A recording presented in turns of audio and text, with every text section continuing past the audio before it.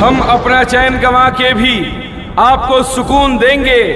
सिर्फ वायदा ही नहीं, विकास का मजमून देंगे। उनसे बच के रहिए जो आपको पानी तक न दे सके।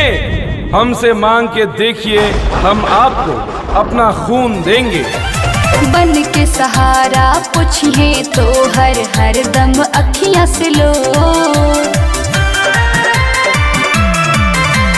बन के सहारा पूछिए तो हर दम अखियां से लो। कारिनी हो सुना ए भैया, मान लगतिया मोर। मोती माला न भूलैहा, ओही पर बटन दबैहा। तू बबुआ अशोक के जितैहा, तू नहीं के मुखिया बनैहा। जी हाँ, तो भूले के बना भुलाए बा। और अपन ग्राम पंचायत राज दनियाल परसौना से आपन बेटा, आपन नेता, जन जन के चहेता भाई अशोक शाह जी के चुनाव चिन्ह मोती के माला छाप पर बटन दबा के भाई अशोक शाह के ही विजयी बनावे के बा। केहू के काम न छूटी, नाही होई केहू मजबूर हो। चोरी घुसखोरी क्षेत्र से अपना हो जाई सब दूर हो।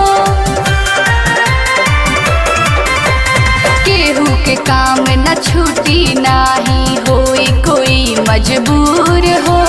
चोरी घुसखोरी क्षेत्र से अपना हो जाई सब दूर हो।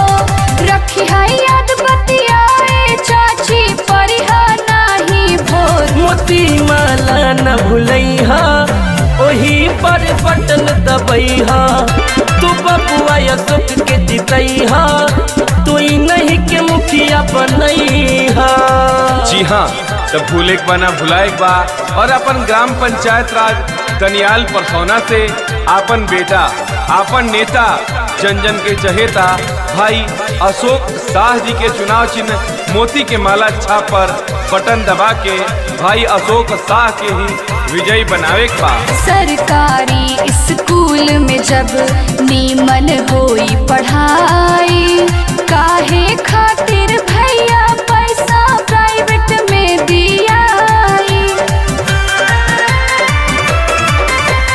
सरकारी स्कूल में जब नीमन होई पढ़ाई, काहे खातिर भैया पैसा प्राइवेट में दियाई।